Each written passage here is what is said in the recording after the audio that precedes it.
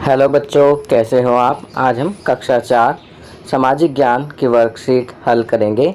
सप्ताह 6 उपविषय थार भारत का मरुस्थल। तो चलिए वर्कशीट हल करते हैं। बच्चों, आप देख सकते हैं यहाँ पर भारत का मानचित्र दिया हुआ है जिसमें थार मरुस्थल को दिखाया गया है। चलिए आगे बढ़ते हैं। प्रश्न 1, सही शब्द को चुनकर रिक्त स्थान भरिए। यहाँ पर कुछ शब्द दिए गए हैं। राजस्थान, बाजरा, पश्चिमी भाग, ऊंट। आपको सही शब्द को रिक्त स्थान में भरना है। पहला, थार मरुस्थल मुख्यतः डैश राज्य में स्थित है, तो यहाँ लिखेंगे राज्य।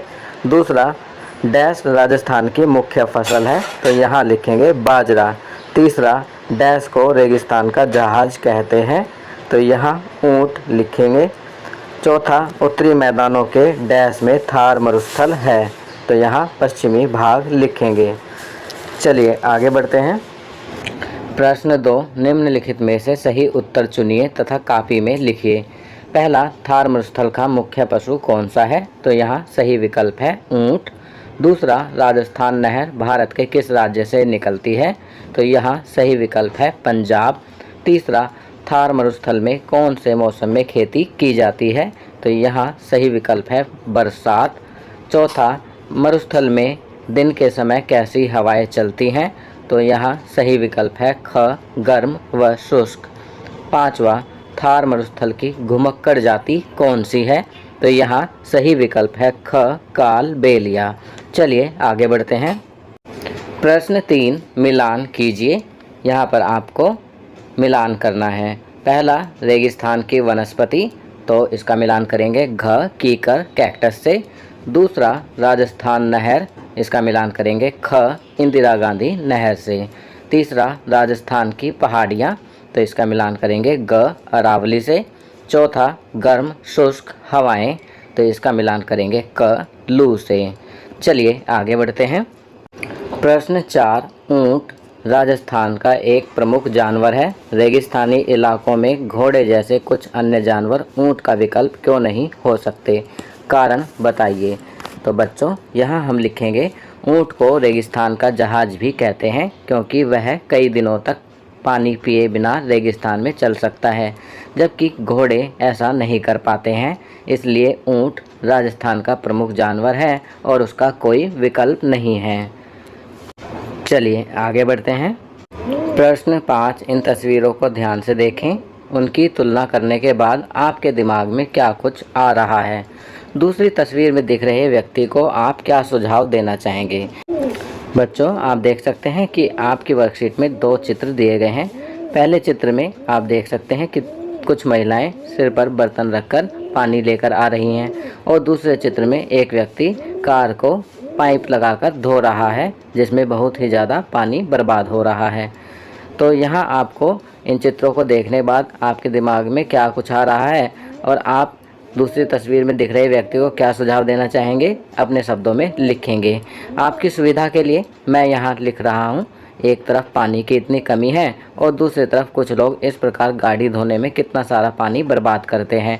ऐसे लोगों को मैं यह सुझाव देना चाहूँगा कि उन्हें गाड़ी धोने के लिए बाल्टी और मग का इस्तेमाल करना चाहिए और पानी की बर्बादी को रोकना चाहिए, क्योंकि जल है तो जीवन है। चलिए आगे बढ़ते हैं। जीवन कौशल, समुद्र को प्रदूषित होने से कैसे रोका जा सकता है। चित्र वीडियो को ध्यान से देखकर निम्नलिखित प्रश्नों के उत्तर लिखें। प्रश्न 1, समुद्र का पानी किन किन चीज़ों से प्रदूषित हो रहा है। तो बच्चों, यहाँ पर आपको लिखना है कि समुद्र का पानी किन किन चीज़ों से प्रदूषित हो रहा है। तो इसका उत्तर लिखेंगे रासायनिक अवशेष, कच्चा तेल, प्लास्टिक आदि से समुद्र का पानी प्रदूषित हो रहा है। चलिए आगे बढ़ते हैं।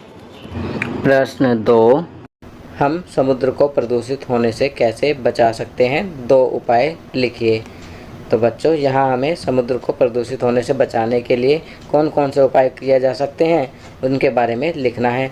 तो पहला लिखेंगे प्लास्टिक की वस्तुओं की जगह कागज़ या पर्यावरण के अनुकूल वस्तुओं का इस्तेमाल किया जाए। दूसरा, गंदे नाले के पानी को समुद्र में डालने की बजाय उसे उपचार संयंत्रों द्वारा साफ पानी में बदला जाए। तीसरा, कच्चे तेल के रिसाव को फैलने से रोकने के लिए जहाज़ों को आधुनिक यंत्रों से सुसज्जित किया जाए। और चौथा, लोगों को समुद्री प्रदूषण के प्रति ज़्यादा से ज़्यादा जागरूक किया जाए। तो बच्चों यहाँ पर मैंने 4 उपाय लिखे हैं, आप कोई भी 2 यहाँ लिख सकते हैं। चलिए आगे बढ़ते हैं। संस्कारशाला, छोटी छोटी पर बड़ी बातें। गलती करना बुरा नहीं है, गलती से सीख ना लेना बुरा है। तो बच्चों यहाँ पर कहा गया है कि गलती करना बुरा नहीं है, परंतु गलती से सीख ना लेना बुरा है।